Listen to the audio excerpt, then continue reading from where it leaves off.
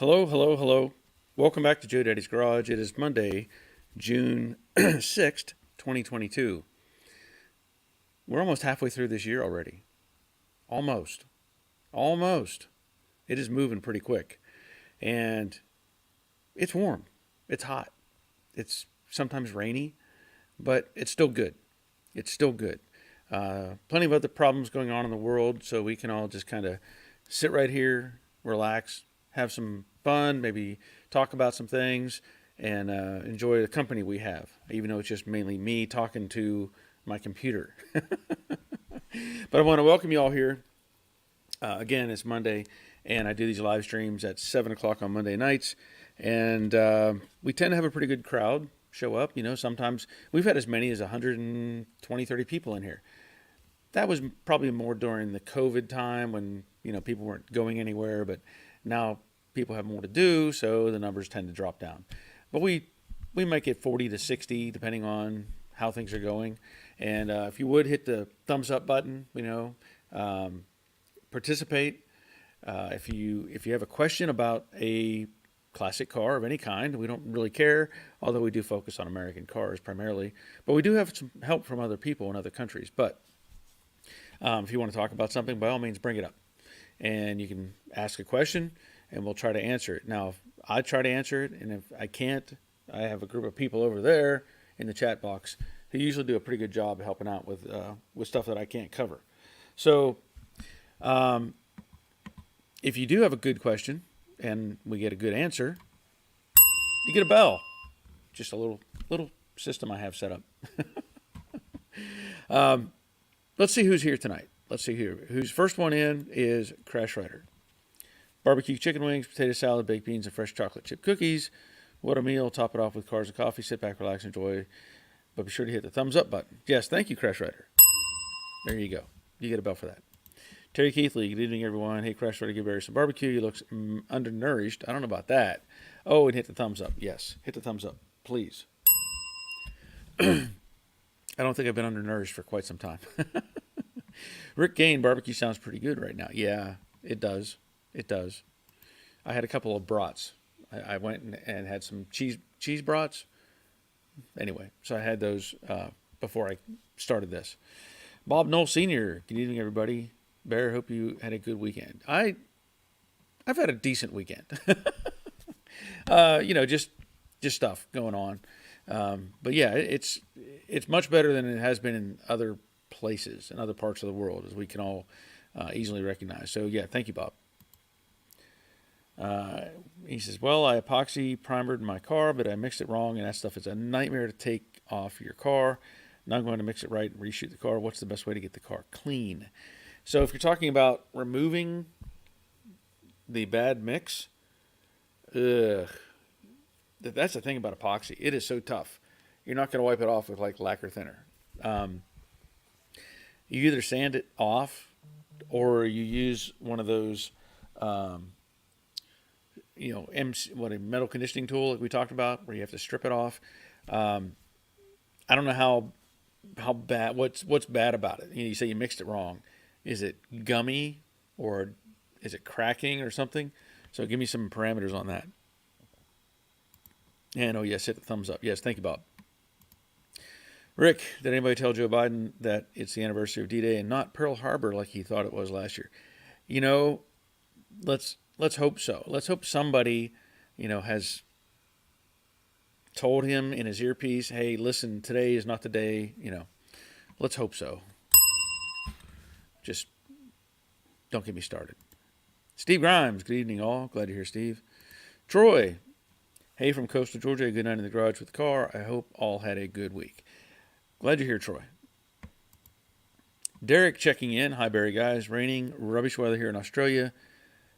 So I'm going to be very late today. I can't do my Australian accent. So, if at all, he's down under. Glad you're here, Derek. Robert, evening all. Hot and miserable season here. 100 degrees and humid daily now. Summer is the worst season of the year. Yeah. I mean, where you're at, I agree. Yeah, that would be miserable.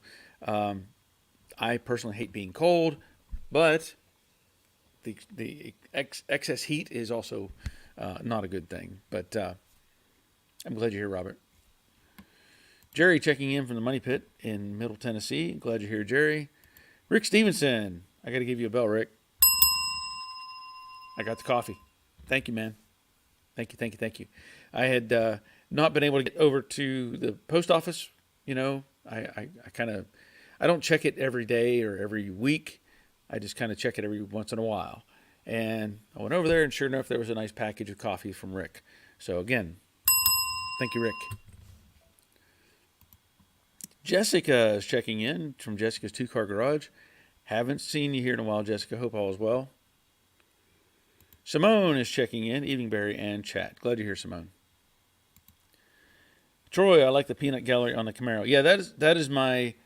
I'm pretending like Brandon. I'm making it like he's going to do a scavenger hunt and he has to find Iron Man. So this is for Brandon. So he can find Iron Man. Hopefully he can find Iron Man in this scenario, you know, hopefully. So yeah. Charlie Seidelman, glad you're here, Charlie. You have a letter coming. Thank you, Charlie. Charlie signed up for Patreon, so I'm glad you are here, Charlie. Greg's Workshop. Hi, Barry. How are you doing? I'm doing good, Greg. Glad you're here. Derek Pro. See, you have 4 friends watching behind you today also. Yes, my security team made it easy for Brandon to find the Iron Man in the picture. Kenneth A. I don't know if that's Brazy or Brazy. I don't know how you're supposed to say that, but I'm glad you're here, Kenneth. New name I haven't seen before. Welcome. Cool Store 187. Hi, all. Good morning from New Zealand. I'll give a New Zealand bell, too. I'm happy with the bells tonight. Dave Conville checking in. Glad you're here, Dave. Simone's talking to Greg. And Rick Remick, thanks for getting those measurements the other day. Oh, you're ready. Oh, yeah, okay. So it was Rick that I had talked to. I guess you were talking about the Camaro floor pan drop. You're welcome. Rick Stevenson, how's the coffee? Yeah, I have not opened that yet. I have to get the finish off what I have. You know, I don't like to open one up and let it sit, so I'll finish off what I have, but I will be getting into that very soon. Bob, I mixed it 4-1 and did take it off with lacquer thinner, but it leaves a residue behind part of the car. I took 400 sandpaper to sand it down. I just don't know what to do next. Okay.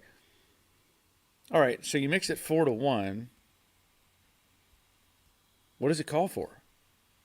Is it 2-1? I don't know what the mix ratio should be on what you're using. You probably got it with the lacquer thinner early enough because you maybe saw it didn't have time to cure up, let's say. So that helps. Leaves a residue behind. I don't know how bad the residue is. 400 sandpaper sand it down. I just don't know what to do next. Okay. I mean, if 400 is taking it off, you're fine with that. And even if it has some residue, you may be okay as well. Because that epoxy, I mean, I don't know what the mix ratio is, but if it was, it's still going to leave something behind. And it may be okay whenever you hit it with the next layer of epoxy. I don't know if I'd be concerned about taking it completely off and making it, back to bare metal or filler again. So anybody have any input on that, by all means, feel free to contribute. But yeah, I honestly think you'll probably be okay as long as it's not like lumpy and chunky. Mick, that's it. I haven't seen your name before, have I? McDonald, welcome. Forgive me if this has been brought up before, but have you dabbled with electric power steering on a classic? I just finished up one of my 68 Mustang Fastback and love it. I have not. We have had Jerry from the Money Pit. Yeah, the Money Pit. Is that right? Yeah. He has put electric steering on his, I think it's 65. And I think it all went well for him as well. But I have not experimented with it. I'm not against it at all. For me and my purposes, like the 68, I don't know if I'd want to put it on my 68. If I was driving one of the earlier cars with the spear for a steering column, I would probably consider it on one of those first. But I've heard good things about them. So, good question. Adam Kress, I have had a 65 Mustang for a few years, and now whenever I look at it, I want to work on it, but I never know where to start. Start with something simple. I mean, I don't know what condition a car is in right now, where you're at with it. Generally, when I have something like that, I try to approach it like, what can I get out of the way? So just simply removing stuff. I don't know what your status is, but let's say, like the early videos where I roll stuff in here, I just start taking things apart and try to track it and label it, pulling out the interior, getting a look at the floor pans, getting a look at the floor supports, all that stuff inside, getting that stuff out of the way, kind of lets your mind go, oh, there's some problems I have to address, and lets you work into that. Now, you can also remove, quarter extensions, fenders, all those pieces, and get down to the core of the car and start working on that and work your way out. I like to start with the floor pans first if I can, floor supports, torque boxes, get the whole bottom of the car back to solid, and then start, working your way outward. So just start cleaning it out. Just get a look at it and see what it needs. Good question, though. Thank you, Adam. David and Cheryl, I'm glad you're here. I am glad you're here. I haven't seen you in so long. I haven't seen you here for so long. I was like, man, I hope everything's okay with them. So I'm glad you're here. That's awesome. It says you're doing a lot better. That's a good thing. I was wondering. I was like, man, I hope everything's okay. And because there's certain people that we've had follow in this live stream, and I wonder sometimes, where did they go? Are they? There was the gentleman from the UK. Can't think of his name at the moment. Haven't seen him in a while. I know Gene hasn't been here in a while, but I'm glad you're here, Dave and Cheryl. Hope you're getting better and better as you go along. Simone, Barry gave you a shout out yesterday, and your sticker is now on the Cortina. Awesome. Thank you for that, Simone. Doyle, hello, Barry. Missed last week. Air compressor went pop and is now dead. I heard taps playing in the distance as I was installing a new 60-gallon Craftsman. Okay. Yeah, when they die, they tend to just be done. Greg's talking to Simone. Robert, every epoxy I've used is 1-to-1. I would think would be okay, as the fresh coat should catalyze anything that is left. See, that's what I was thinking as well. If there's something left behind, it shouldn't make that big a deal, Obviously, smooth it, scuff it up. I mean, I say smooth it. Smooth any rough spots and scuff it up good and get some more on top of that. And I think you'll be okay, honestly. Simone says, talking to Greg. Okay. Jerry from the Money Pit. My E-Pass steering in my 66 has worked great. Awesome. Thank you, Jerry. Yeah, that is something I've looked at before, and I have an interest in it, but I'm not jumping through hoops to make it happen. So, David Cheryl, you still doing the live stream on Thursday? No, I have had to stop that. There's been some scheduling conflicts with that, so I've had to stop that one at this point. It was probably my lower numbers on that one as well. Usually I might have 20 or 30 people on that one, and it was just a scheduling conflict overall, so I just decided not to do it on there. Simone, I have never used epoxy. Okay. Well, epoxy is a pretty popular primer here. If you're familiar with it or not? Typically, we go to bare metal, and you apply epoxy to bare metal, and then you go from there with your. I usually, let's say strip this down, put epoxy on, and then if I need some body filler, I'll work on top of the epoxy. Some people push the idea that you should go to bare metal with fillers and then apply epoxy. You can really do it either way, but to me, I would rather seal the metal really good with epoxy and start working my way out, and then put on the high build primers from there. But yeah, it's good. It's good stuff.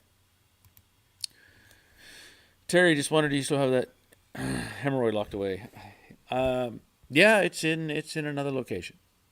Yeah, I'm not sure. I'm not sure what's going on. Honestly, I really don't know. You would think somebody who has that much money invested in a car would probably want to do something with it. And I don't know if he's waiting on thinking I'm going to change my mind, but I'm not working on that car anymore.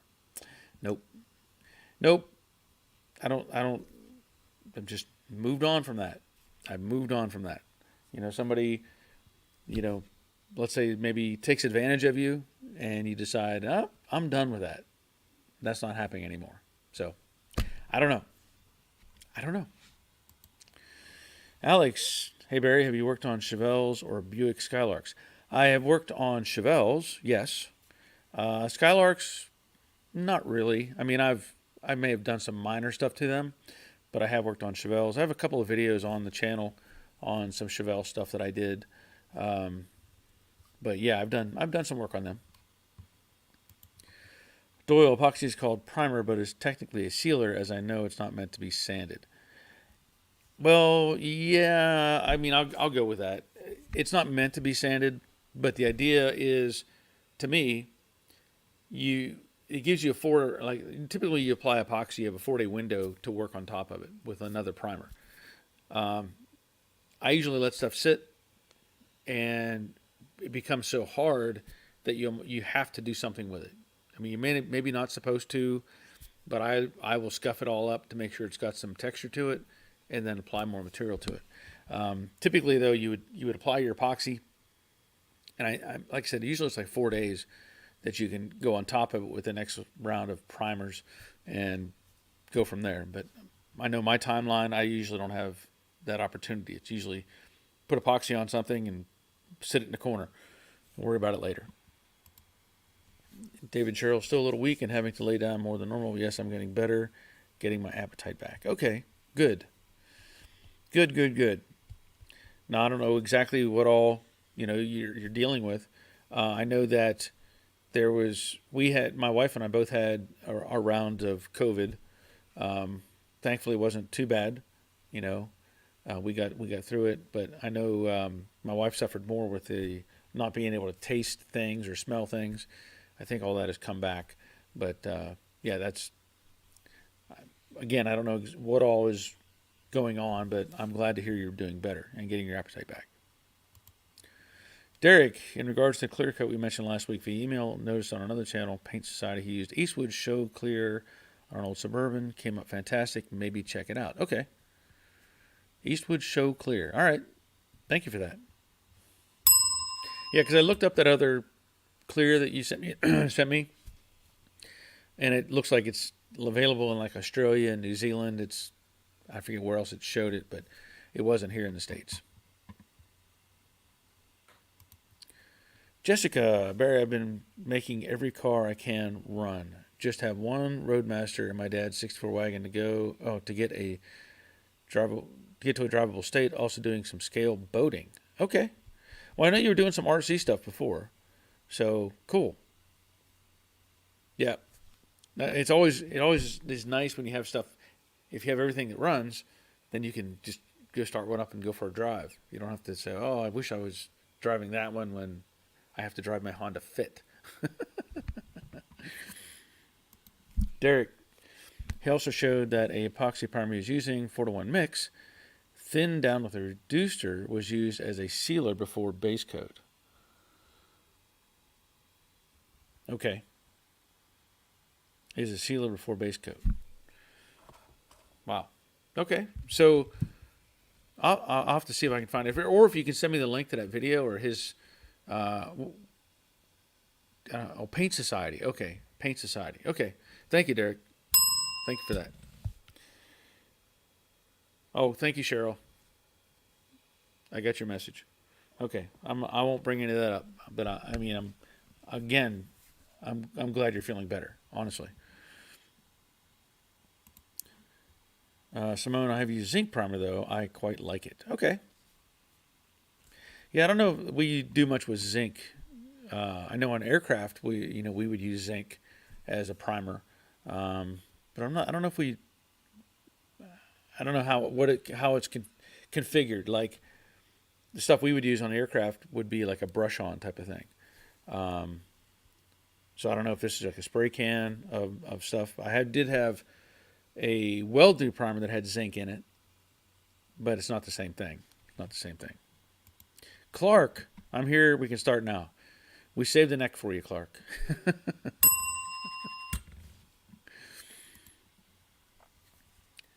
Let's see. Kevin, Carolina boy Lawton. Okay. Hi, I have a 73 with a 455 in it. Would you rebuild the 455 or do a LS swap engine in it? That's a really good question. Now, you have a 73 what? I'm guessing maybe a Buick or Oldsmobile. Um, Here's the thing. Like, there is usually... there's been a big push to do LS swaps. And I'm not against an LS swap, honestly. It depends on what you want to do with the car. If it's kind of more on the original side of things, I would probably rebuild the 455 and keep it that way. If you were doing some sort of a custom build, maybe I would go with the LS swap. But, okay, so now Delta 88 Oldsmobile. Yeah, I mean, there's something cool about saying it's got the 455 in it. Go to a car show and you go, oh, it's got an LS. Oh, that's got an LS. Oh, that's got an LS. Seems like it's so commonplace anymore. Just like the old Chevy 350s. Somebody would build a hot rod and then put a 350 in it. Well, now that's become the LS. And so I would probably lean more towards keeping it together as it is than to swap in the LS. But it's whatever makes you happy when it comes down to it. The LS has the advantage of, you can do fuel injection, maybe a more efficient engine overall. But again, it's probably whatever makes you happy. But I would probably want to keep the 455 in it. Jessica says, in my humble opinion, the 455. Rick, people should check out Paul Barr in Garage on YouTube. He has a completely different approach at bringing cars back to life. Okay. Clark says the 455, definitely. Well, that's like 3 so far. David and Cheryl are going to have a few things to try and get down. I will try to be on next Monday. Okay. I'm glad you're here, and I hope you can be back on Monday. And Kelvin says the Delta 88 Oldsmobile. Okay. Yeah, I mean that's a big car too. Those are big cars. But yeah, I would again probably stick with the 455 myself. Tim, high barrier zinc primer is typically used on conduit. Once a piece is cut and rethreaded, zinc primer is used to recoat the conduit. It helps keeping the rust off. Okay, well that's something I didn't know. Thank you, Tim. I know it's used a lot on aircraft parts, like you're putting aluminum stuff together. You would put on some zinc. Kelvin, thanks, buddy. Yes, you're right. At car shows, it's becoming common nowadays. I like original. And LOL on the big car. Yeah, it's a big car. But yeah, like I said, you see it a lot. You do. You see an LS here and an LS there and an LS here and an LS there. And it's kind of like, I hate to say this, but if I go to a car show now and I see Corvette row, right? Corvette after Corvette after Corvette. It could be the brand new Z06. It could be whatever. I typically just walk right on by. Honestly. They're cool cars, but like if somebody brings a brand new car to a car show, I'm not really impressed. Yeah, you have money. You spent your money on a fancy car, but I typically just don't care. Because I can go to a car lot. I can go to a brand new Chevy dealer and look at a new Corvette. And that's the kind of thing that I'm not saying it's that I'm bored with the LS, but you see it so often now. You walk by, there's a 55 Chevy with an LS. There's a 72 Chevy truck with an LS. There's a Buick. There's a Oldsmobile, whatever. Even some people are doing the really bad things and putting them in like Mustangs. But anyway, I just kind of walk right on by, uh, especially when I see, like I said, a whole row of Corvettes. They're cool cars. I wouldn't mind having one and driving one. You know, if somebody else paid the insurance, put the gas in it. Uh, but I don't. Doesn't mean much to me. Now, a lot of those, of course, were just bought. They weren't built. And I think you run into, you can look at a car a lot of times and go, did he actually build that car, or did he pay somebody to build that car? And you can have a conversation with somebody and go, he just bought that car. He didn't actually do any work to it. And that's kind of how I feel in some respects to the Corvettes. It's like you just bought a new Corvette and took the stickers off, kind of thing. So just doesn't do anything for me. Let's see, Derek. Old school is always great, but you can do system like Holley sniper injection or similar. Looks like Carby, but with injection benefits. That is very true. You can fuel inject that car and still make it look relatively stock. So not a bad idea. Robert, I have one quart of marine zinc chromate primer left. They have outlawed it for everything other than aircraft use. Okay. So you can't use it for anything because you don't have an airplane, right? Charlie, I agree about new cars at car shows. Happens a lot with Mustangs and Camaros. Yeah, I mean, if you're going to bring a new car, why don't you just bring your Prius? I mean, whatever. I, I don't, I don't get it. It's a new car. Okay, you washed it. You took the stickers off. You parked it. Okay, great. I know I posted some pictures on my Facebook page of the cruising that I did. I got there. It was a Saturday. This past Saturday. I got there late, and I took Jade, and there might have been 25 or 30 cars left when I got there, and I'm looking things over, and there was some interesting cars there, and I happened to look at a Camaro. There was a 68 Camaro. Yeah, it was a 68. And I was looking at the fitment of the quarter panel to the tail panel, and I took some pictures and stuff. And I realized real quick that car had been worked on. It couldn't have been original.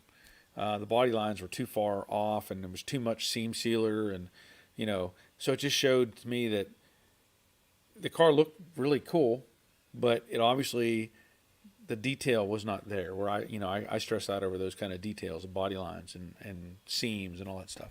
So anyway, I was taking pictures of it just to verify kind of what I'm working with here. Now, I made a video for my patrons, and I talked about what's going on, at least what I see going on with this car at this point. I may have mentioned before that I had a conversation with a guy from Auto Metal Direct, where I wanted to go to their facility here in Georgia and shoot a video. And I just didn't get a chance to get up there. The weather wasn't working out, and then I kind of got distracted and forgot about it. So I decided I'm going to try to contact them again and see if they will work with me on possibly providing me some sheet metal.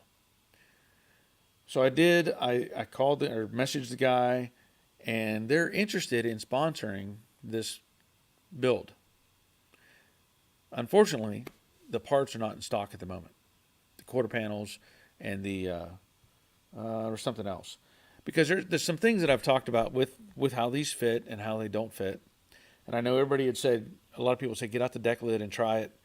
I do have the deck lid sitting there. It's hitting on the corners where the quarters come together. It's hitting on the ends. But I came to realize, and you don't think about this every time you're doing this, at least you tend to forget some things. When I did the other Camaro, the other 68 that was all black, I had replaced the quarters, the tail panel, the deck filler panel, same thing I'm doing here, and those were all AMD parts. One thing that I noticed that I didn't pay attention to until I started reviewing things a little bit. That deck filler panel is horrible. I already pointed that out. It's not made well. But one thing that stuck in my mind was when I did the other car, the studs were there for the trim clips. This doesn't have those. And the quarter panels don't have those either. So I was, I'm thinking about it. I'm like, man, I really don't want to use this deck filler panel. And I'm not going to use it. There's just no way. So I'm going to try to, I may have to delay some stuff that I'm doing with this car and see if AMD will provide me sheet metal. If they do that, then I will do comparison videos of their product versus what I have, which I really can't point at and say this one's by this company or by that company, but it'll at least give you some perspective as to what the differences are. We'll see how that goes. You'll know if I get the opportunity. Now, what I need to do in the meantime, I really can't. I don't want to continue hammering on this stuff right now. So I may do some other things. I may do some more work on Jade. There's a few things that I still have to put the grill in and the horns on and figure out what's going on with my fuel sending unit for the gas tank.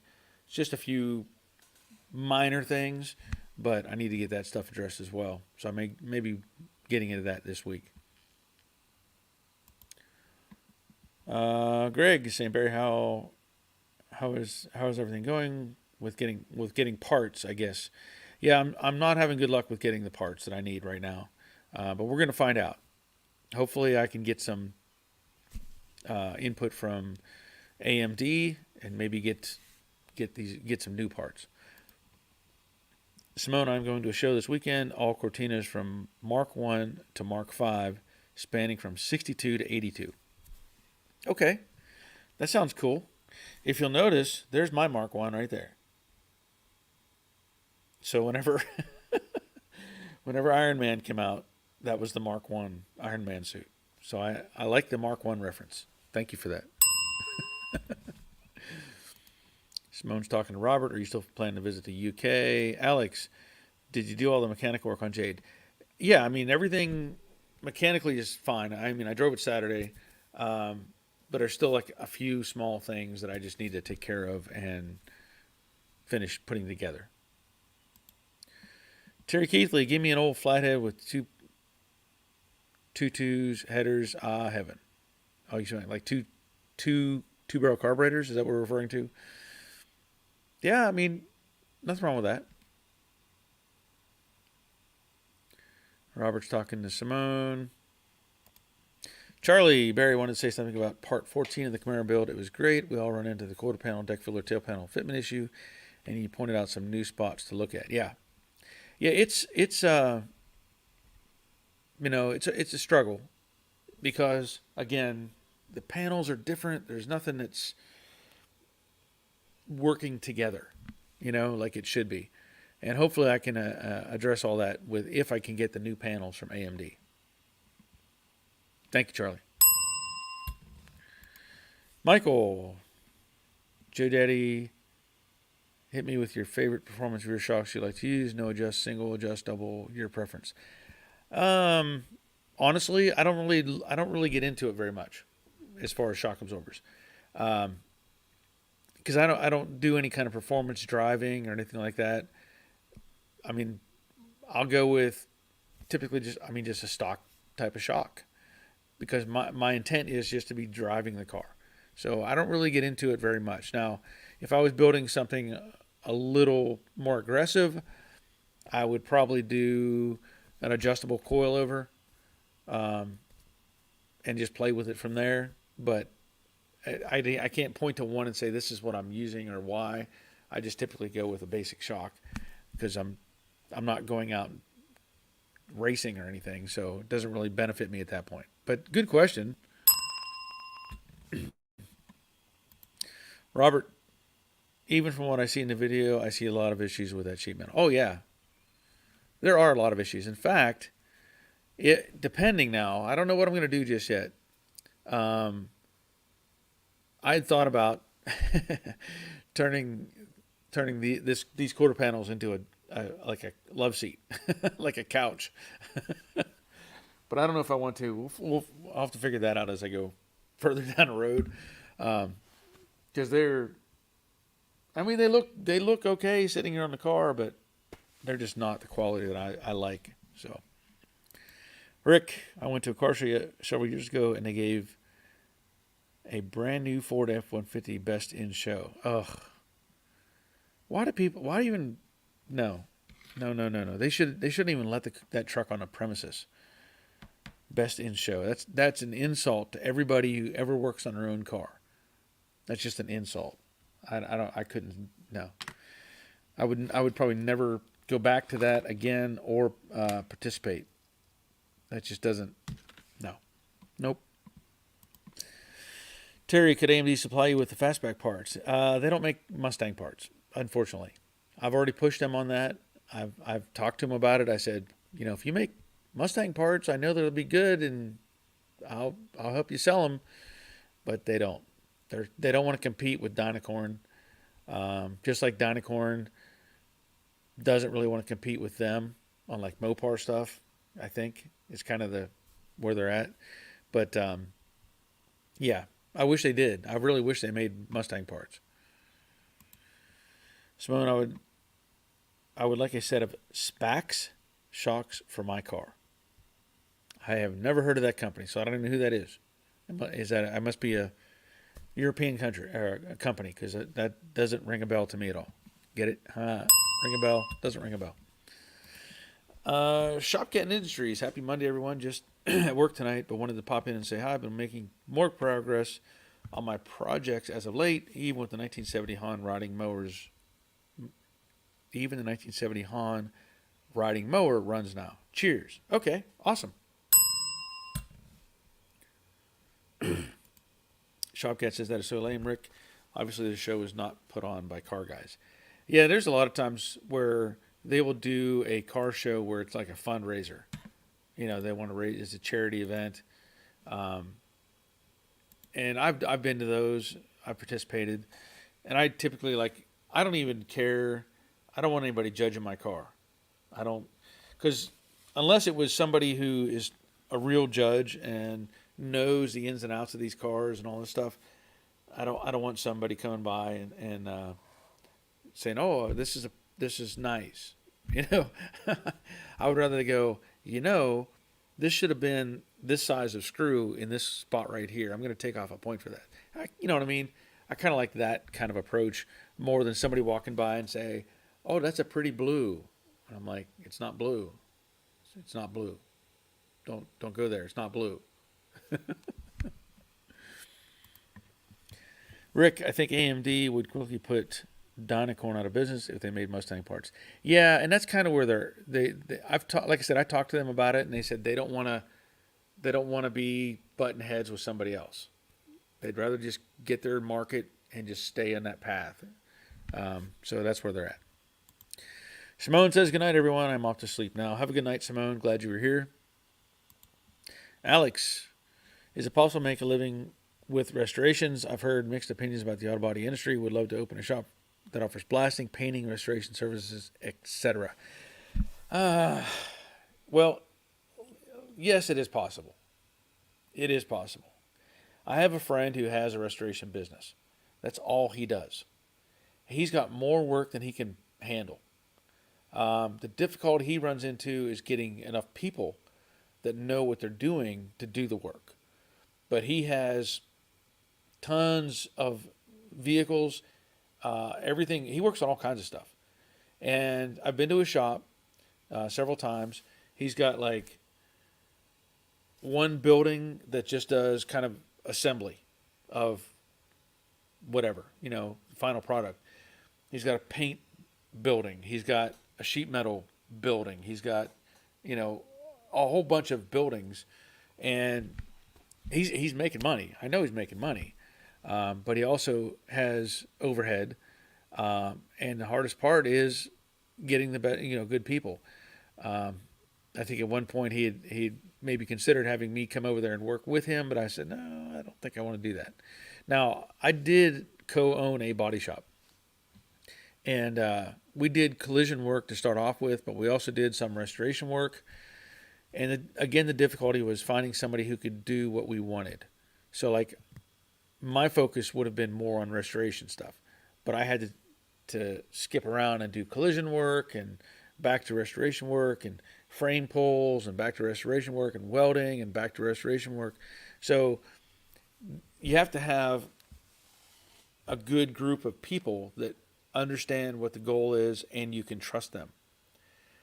Like for me, I'm a one man show.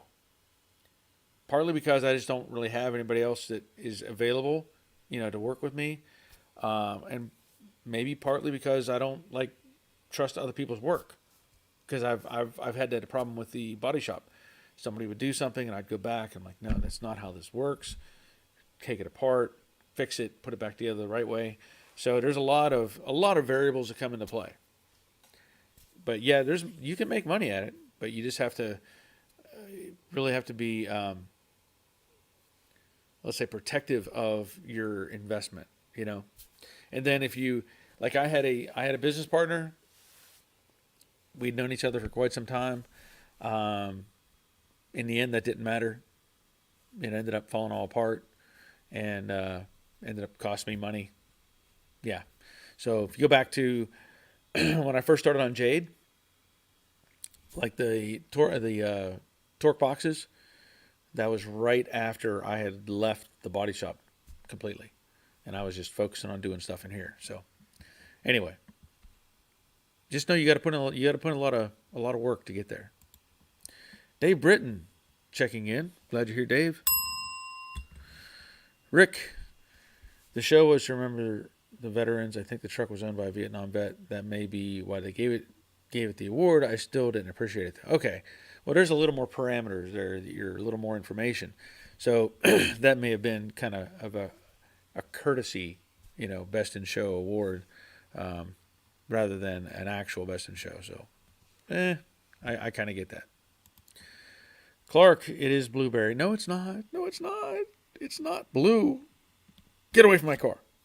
Don't judge my car. You don't know what color blue is. Stop it. Adam, 65 Stang. So currently no floor pan in my car. Need to replace it. One floor support and the rear frame rail patch panels. It currently has paint undercoat on it. What do I do first before I install? Or before you install? Okay. So let's just assume you're going to say it needs no floor pan in the car. You need to replace it. So you're talking about the whole one-piece floor pan? You took out the whole floor pan? One floor support and the rear frame patch panels. What I would likely do is start with that combination of the floor support and the floor pan. If the frame rails are good up front and you don't have to worry about them, if the firewall is good, you don't have to worry about that. Come back in. You can set the floor support roughly in place.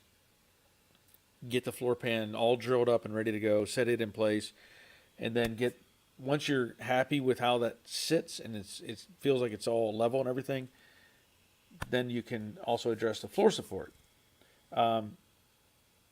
Now, could you put in the floor support first and then the floor pan? Yes. Could you put in the floor pan and then the floor support? Yes. But I try to work it so that I know that the floor supports are good.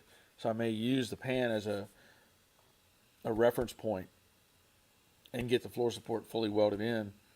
But you can do it both ways. It's just whatever works for you. But I would take care of the floor support and the floor pan and then work your way to the back. That's how I would approach it. Good question. Greg saying goodbye to Simone. All right. Rick, AMD clearly does not think like Microsoft or Apple. Yeah. Yeah, that is true. That is true. All right. Simone says goodnight, Greg. And Robert, the Mustang parts market is oversaturated with manufacturers, and there were companies making good parts, but people won't pay more for better quality and fitting parts. Everyone wants cheap parts. Yes, that's pretty much the gist of it. AMD, like I said, in the conversation we had, was for what they would have to invest in tooling, because they would come up with their own tooling to make these parts. Then they would have to justify the cost based on how many quarter panels they can sell and blah, blah, blah, blah, blah. Next thing you know, they're selling a Mustang quarter panel where you can buy one for, $100, or you used to be able to get a $100 quarter panel. And the AMD wants to charge you $400. Okay. The problem is exactly what Robert is saying. Everybody says, well, why should I pay that much when I can just get the cheap one over here and then spend 3 weeks fixing it? When it comes down to, um, I know from my past experience with the Camaro in those other videos that I did on a black Camaro, whenever I had those quarter panels from AMD, I mean, it almost felt like they just, like, I got close to the car and they kind of just went and attached themselves almost. That's how close they fit. Very minor adjustments on those. Are they still making those same panels? I hope so, but I don't know. I know that the panels are heavier. Like these are probably, I don't know what gauge they are, but they're pretty light. I know AMD uses thicker metal, so that's a positive as well. But yeah, people just don't want to. They don't want to spend the money, even though it might save them weeks of time. They would rather buy the cheap part and just keep on working it. Hope for the best. Rick, please don't forget Junkyard Story Time. Oh, okay. Let me think about that. Bob, tardy again. My tardy slip punishment says I got to go back to the hot sweatshop I came off of just now. All the work's got to be done. Okay. Well, I'm glad you're here, Bob. Even if you are late, that's okay. Glad you're here. Alex, I'll come hold the wrenches and flashlight for you. Yeah. Scott Himmel says, take the new car to a bake sale. Yeah. Yep.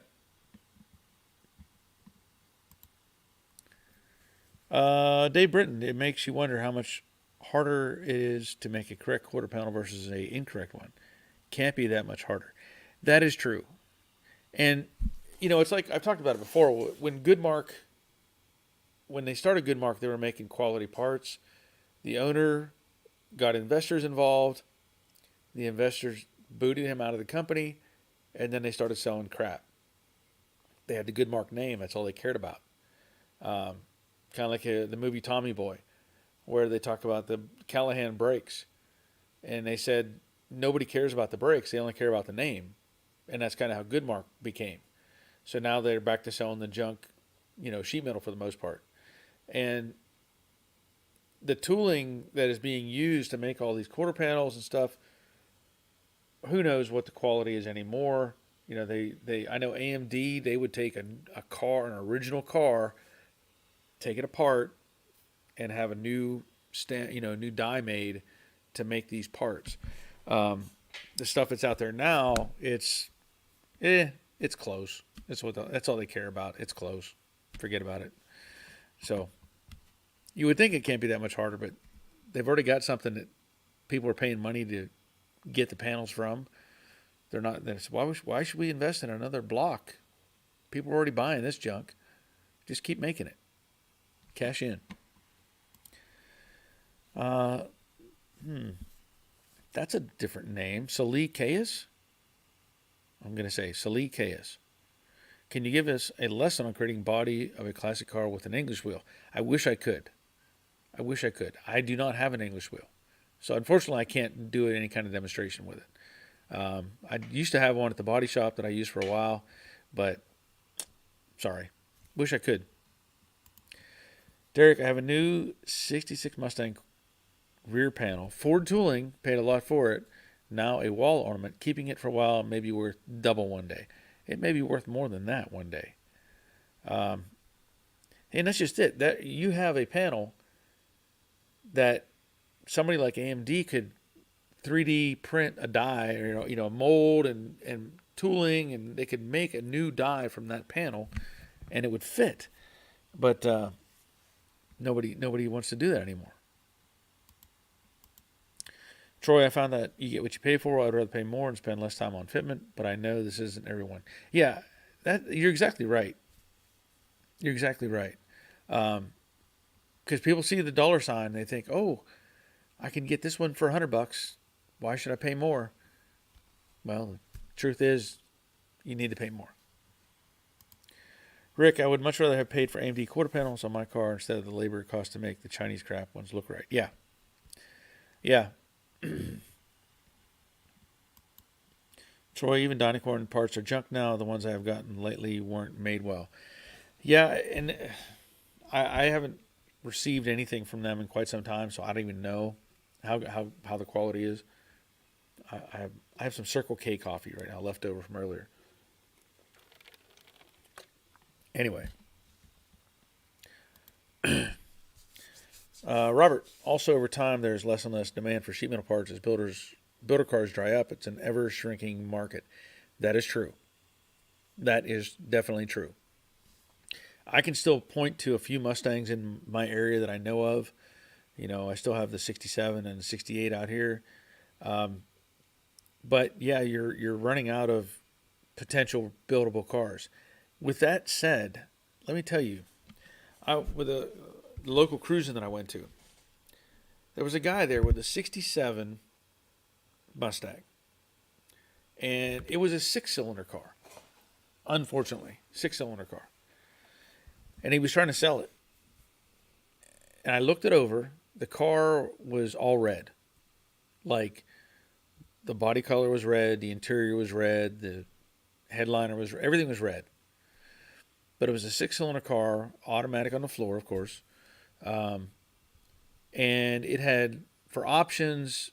There was no trim other than it had hubcaps, and I was surprised that the driver's side mirror was actually a remote mirror. But I went up and I started looking at the car, and I was looking at the body lines, and I was thinking, man, these things are. Somebody did a really good job on this car. These things, this is really straight. And I started talking to the guy, and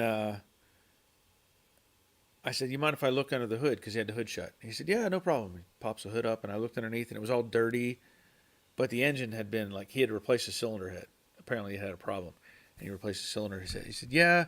He said, "Unfortunately, everything else is original, but the cylinder head, I had to replace it because it was cracked or something." And I was looking the car over, and I'm like, "Yeah, this car's original. Like, it had never been wrecked.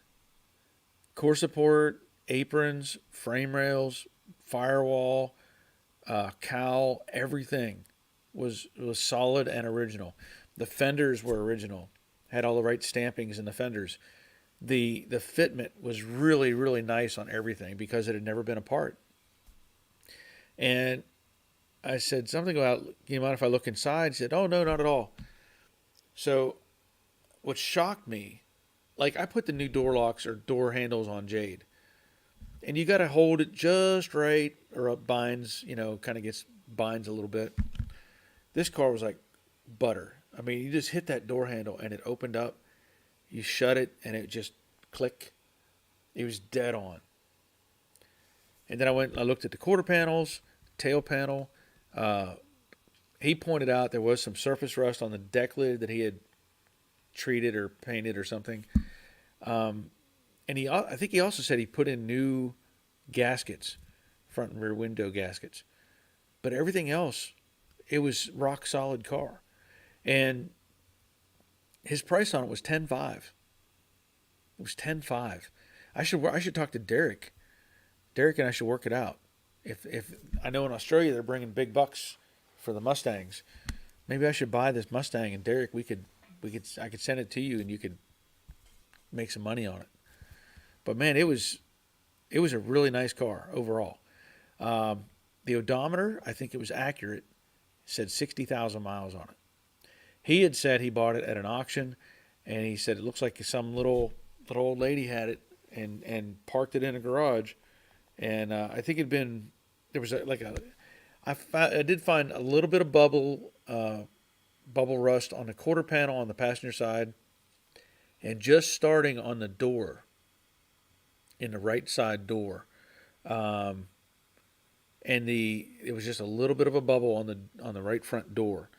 So let me see if I don't know if I have. Yeah.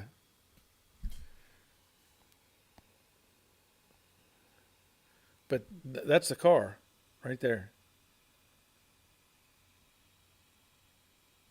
Now again, it didn't have any. There's no real options to it other than it had bucket seats.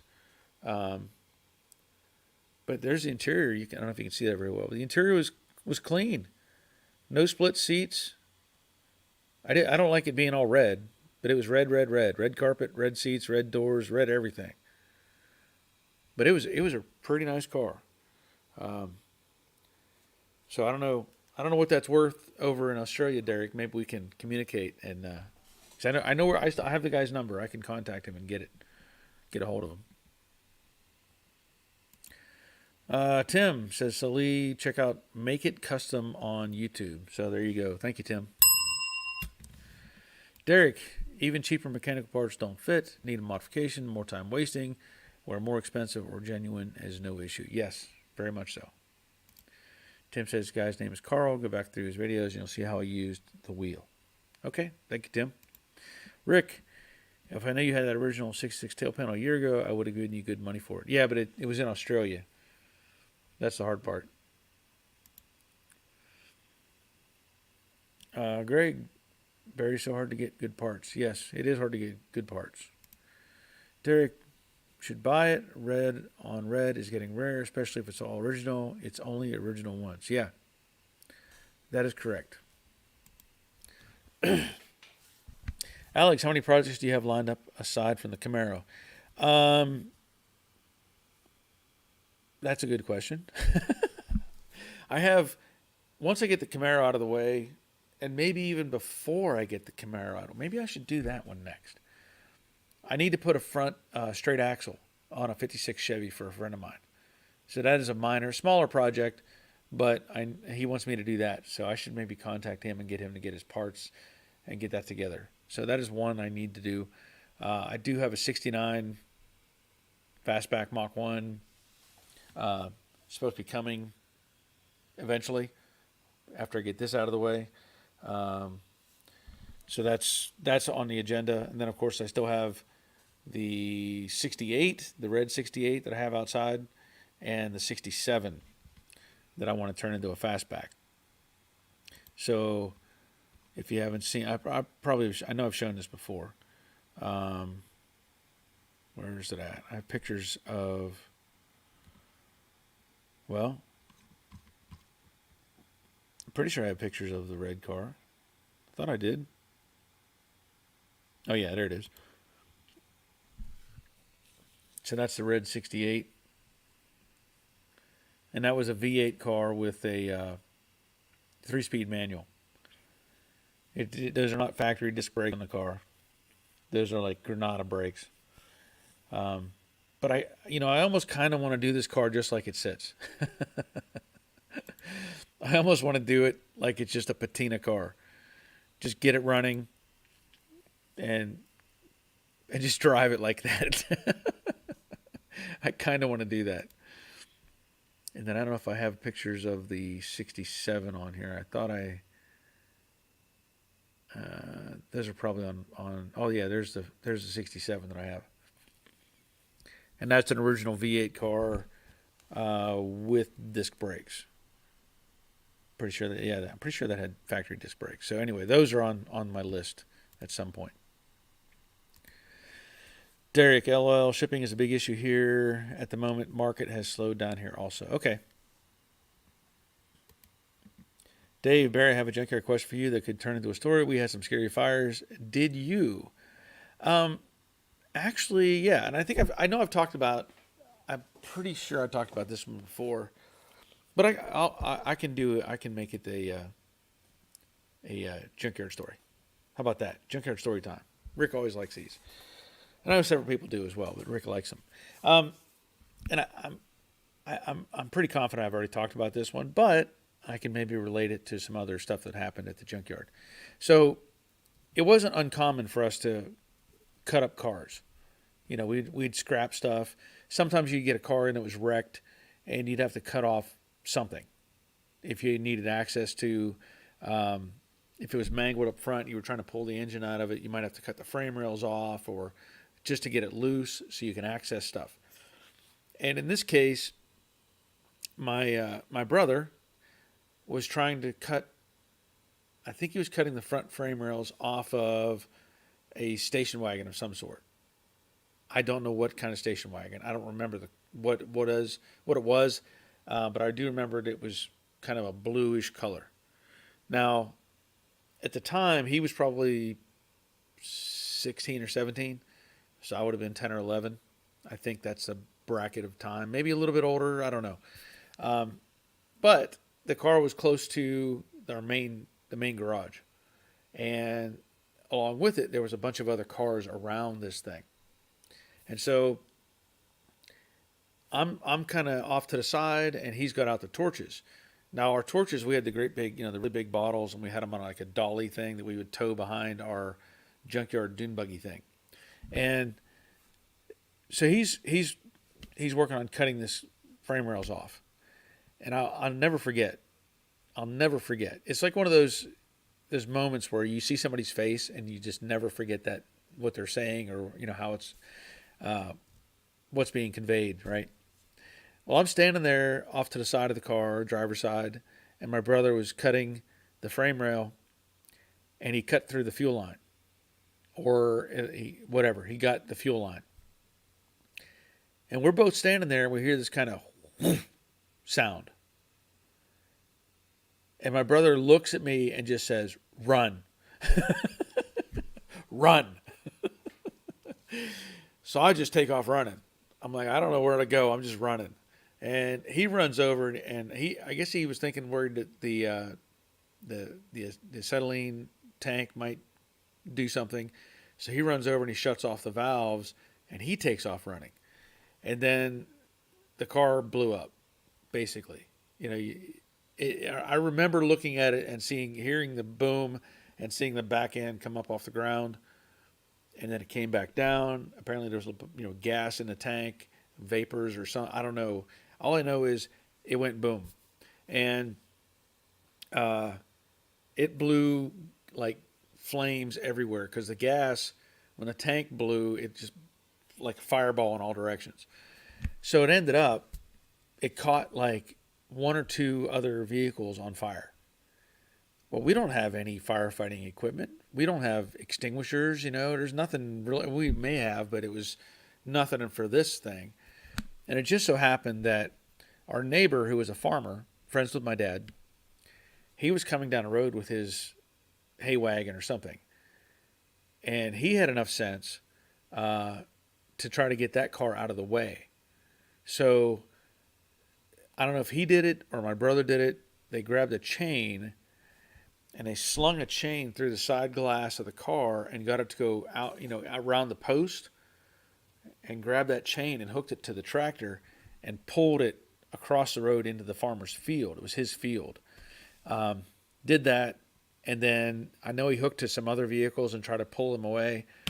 Unfortunately, if I remember correctly, one of the cars that was burned up it was like we were doing work for somebody on their car. It burned up their car. There were like two or three others. It burned paint off the cars. And then probably one of the things that upset my dad the most was he had some of those. They would be really rare right now. Like if you were to try to find one of these, it's almost impossible. But he had the Jeep cab overs. They used to sell those as like a pickup truck, but they also sold them as like dualies, dump trucks. They were big, heavy vehicles, and they were Jeep. So one of those was there, and it burned the front and the side, and I think the glass got broken. It was not pretty. It was not a pretty picture at all. But all I remember specifically is my brother, his eyes like that big, run.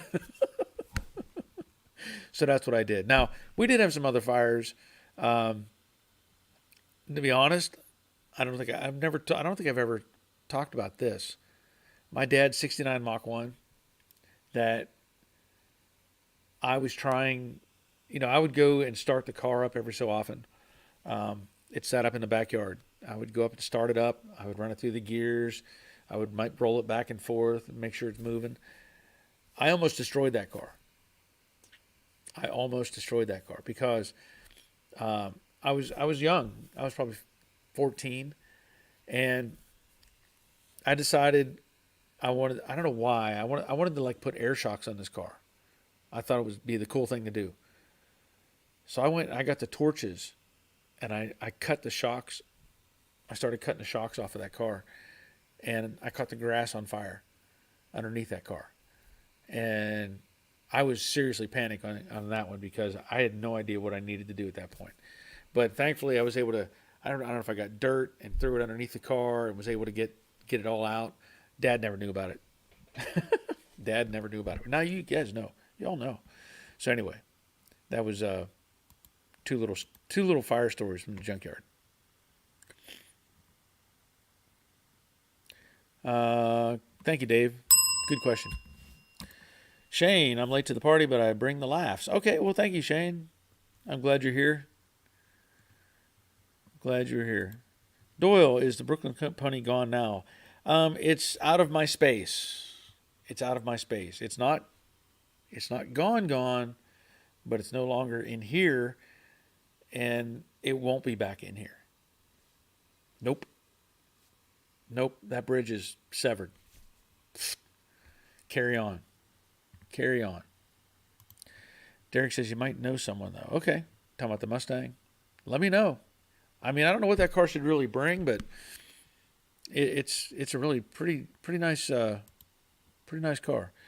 Michael, hello. Does anyone know what size the front bumper mounting bracket to frame bolts are? I think 7/16, but just nubs left. You talking about the actual threads? That's a good question. I don't know offhand. I think the bolt heads are 5/8. I'm pretty sure the bolt heads are 5/8. So I don't know if that means it's 7/16 shank, but I'm pretty sure they're 5/8 head. Alex, would you source an interior for the 67 or leave it as a rolling shell? I don't know that I would want to mess with. I don't know if I want to do any interior work. I mean, I'm not. I want to focus on doing sheet metal and metal fabrication and that sort of thing. I'd probably rather sell that car as a roller and let somebody else have all the fun of putting the interior in, because it can be a pretty daunting task at times. Oh, hey, Jeff. Awesome. Thank you, Jeff. Thank you, man. Appreciate it so much. Thank you. Let me see here. Rick, I like Junkyard Storytime, but you already told that one a few weeks ago. You must be getting older. Yeah, I don't know when I don't keep track of them, but I threw in the extra Mustang story. So you get a little bonus there. Because a lot of times, I try to think of, when I'm thinking of a junkyard story, I'm trying to think of something that would be either be funny or dangerous or whatever. Honestly, a lot of it can be mundane. We took the dozer, we lifted up a bus, we pulled the rear end out. That was it. So it's hard to, there's not like tons and tons and tons of stories of crazy stuff that happened. It's pretty low level at this point. Dennis, Lowberry and gang, good to get on your live stream. Glad you're here, Dennis. Appreciate it. Give you a bell for being here. How about that? Terry, did you change your drawers? No, I didn't. I just ran. Yeah. He said run. I ran. Buck's Woodshop is checking in. Glad you're here, man. Hope all is going well with you. I was down that way. Went down to the Cotton Fair, as it's called now. I went down to the Cotton Fair a few weeks ago with my wife. I don't know if you went down to that or not, but maybe you should set up a booth down there and sell your wares. Derek says, I'm on it. I'll let you know. Okay. By all means, yeah, let me know. Because if I can get in on the car, it'll be further ahead. And Terry says after the fire, yeah, definitely it was a scary event. Yeah, I'll say that. Yeah, the Cotton Fair. Yeah, you have to say the Cotton Fair now. Can't call it whatever it was before. No. It's the Cotton Fair. But it was kind of a cool thing. I don't know if anybody is. Everybody has the fair and stuff they go to, and they sell woodworking stuff or crochet stuff, or could be paintings or handmade whatever. Now I got my Wi-Fi symbol. Why? That shouldn't even make sense. Hope I'm still functioning. I don't know why I should not have that Wi-Fi symbol. Um, but while we were there, Matthew, at the Cotton Fair, there was something that was pretty cool. And of course, my wife saw it and said, "You should make some of those." And I'll just let me just if I can, I'll just show you what it is. Um, and I like the idea.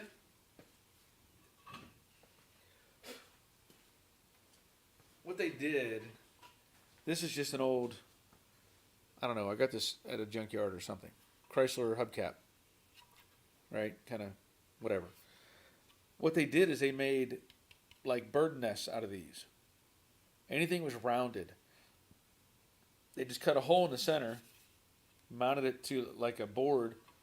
This is kind of shallow, but they had stuff that was deeper. Mounted it to a board, and then they took like grapevine and just made a swirl kind of rough looking thing to it. It was kind of cool. It was actually kind of cool. I don't know that I want to cut up this old Chrysler hubcap though. This thing is, talk about a heavy piece of metal.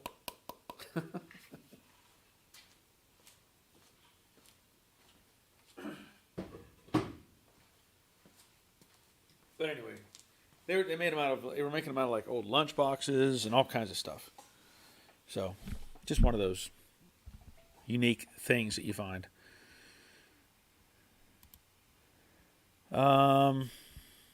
Ben Spiteri, what do you think of the Real Deal steel bodies? I'm not familiar with them. I don't know who. I'm not familiar with them at all. So I don't know. Wish I had a better answer. Good question, but I'm not familiar with them. So sorry. Give you a bell anyway. Shane, next year it will be the Fruit of the Loom Fair. Yeah. Yeah. Yeah.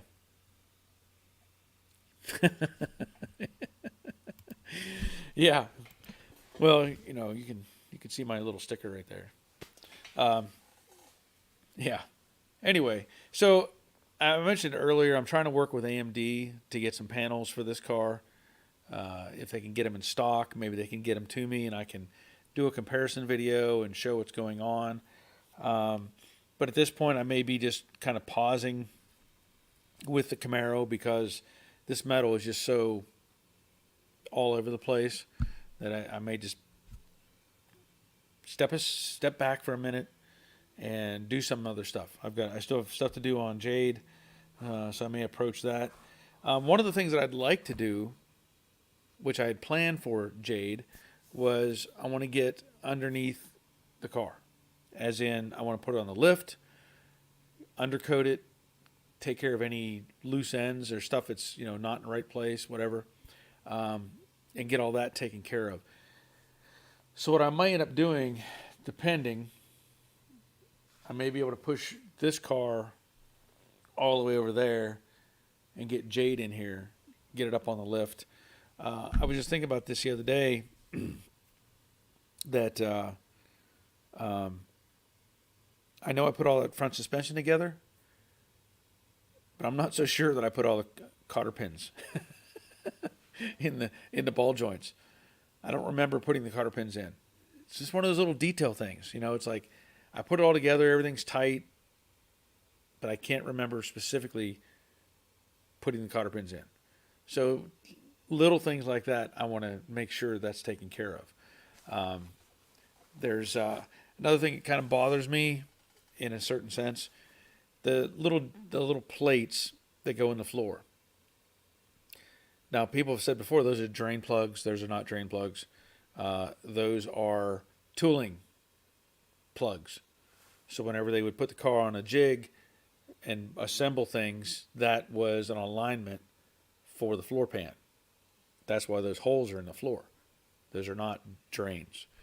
In fact, I didn't know this until later on, that the drain plug, as we call them, the plate that goes in there is supposed to be upside down, meaning it's supposed to dome up instead of go down into the floor.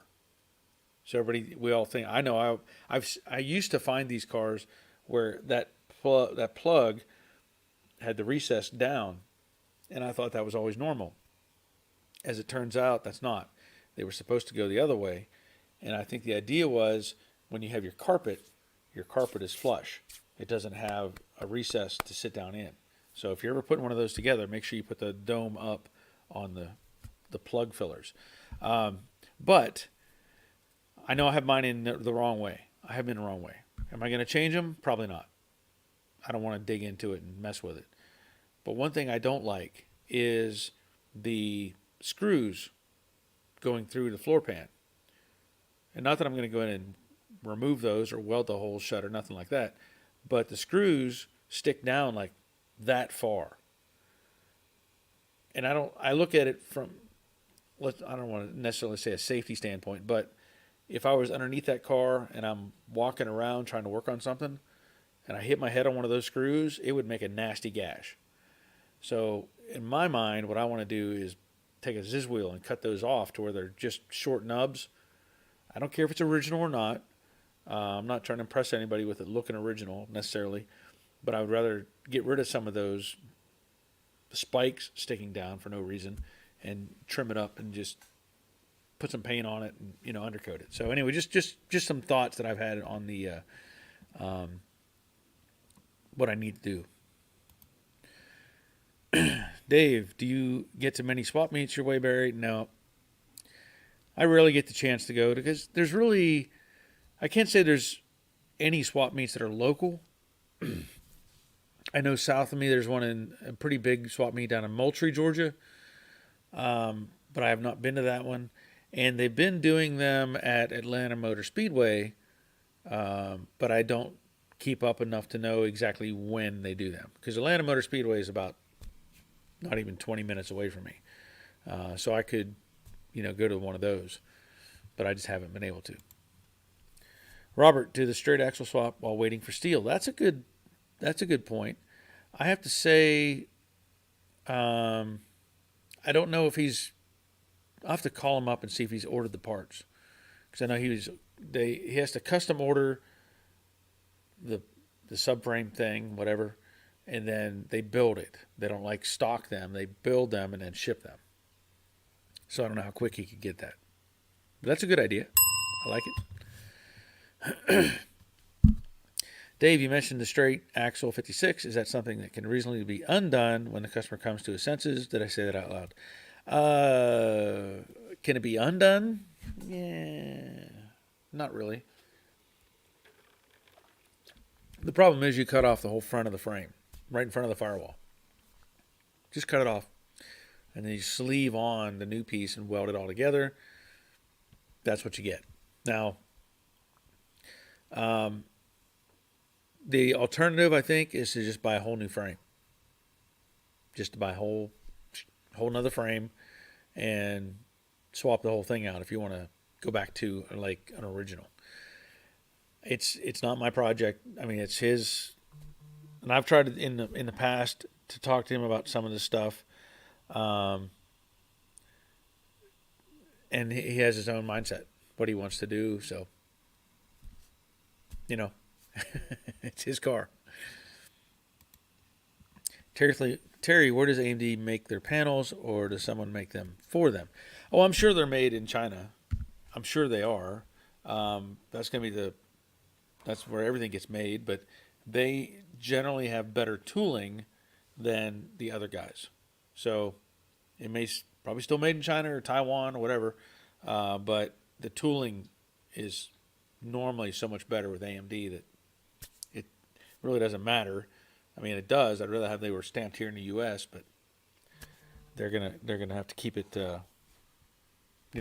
on their budget as well. I can feel my voice is starting to get rough again. So maybe calling it a night here before too long. What else was there? There's some stuff I'm trying to work out on the Camaro with, like I said, AMD, and hopefully their panels again are more accurate than what I have, and just kind of go away. And I've seen people take these and make like a love seat or couch out of them. I thought maybe I could do that, but who knows? Who knows? Alex, do you like the Boattail Buick Riviera? Found one near me. It's a disassembled mess. Would buy it if I had more experience. Um, they're pretty cool looking. I will say that. I mean, they're a unique design for sure. Um, do I would I really want to drive one? Maybe, maybe not. It just everybody has their kind of a thing that they like, but they're a cool car. I will say that. As far as Rivieras go, I had a '68 Riviera. To me, I liked the way that car looked. It was huge, but man, that thing was just smooth. The whole shape of it was just really cool looking. And you go back to the older ones, 64 or 5, where they had the hideaway headlights with the clamshell. Remember those? That was a pretty cool, unique feature as well. Pretty cool. Dave, there's a particular club around here that does the straight axle thing. One never did it on an otherwise perfect '60 Corvette, and now sits like a squatting Silverado. I don't get it. Yeah, yeah, I, I, I know, I know. All right, Derek sent me an email. Okay, my voice is getting too rough. I can feel it's getting worse and worse. So, I want to thank you all for being here. We're going to do this again Monday night at 7 o'clock next Monday. And I hope you all have projects that you're doing and getting stuff done. Get to it, make some progress, make things happen. But that'll be it for tonight. So until next time, take care of yourselves. See ya.